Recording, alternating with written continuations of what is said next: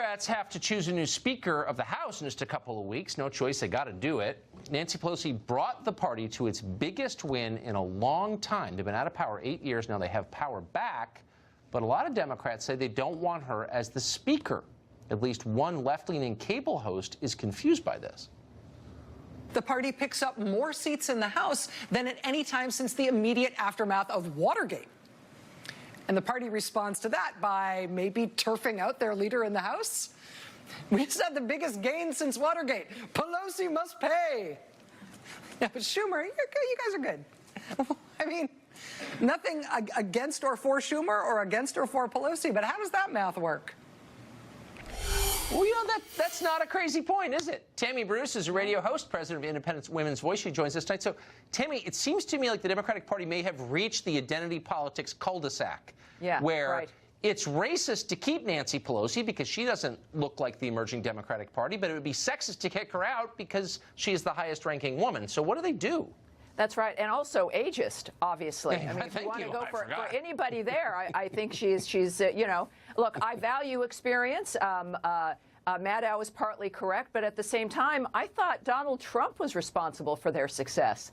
I don't think Nancy Pelosi, according to the Democrats, had anything to do. I want Donald Trump to be the Speaker of the House if it's about who, you know. So come on, let's be honest. A bottom line is that there is a strata there in the Democratic Party that understands that the establishment is out of touch. That this is the same kind of dynamic that they've been dealing with for years, that they have no answers and no prescription policies. And the people that said that when they were running that they were going to vote against her, it's because they were also running not as Democrats. They were pretending they weren't Democrats. They were assuring everyone we're not going to vote for the same old dynamic and the status quo. And that's what Nancy Pelosi is. And so, you know, look, they understand the party's got to change, and yet Nancy's also the only one who raises money. So on the other hand, all these socialists also want more money, and Nancy's the one to get it to them. So look, she is the best one for it. If you're right, no matter what they do, they're racist, sexist, ageist, and I don't know if we can fit homophobe in there somewhere. I'm sure that's a factor.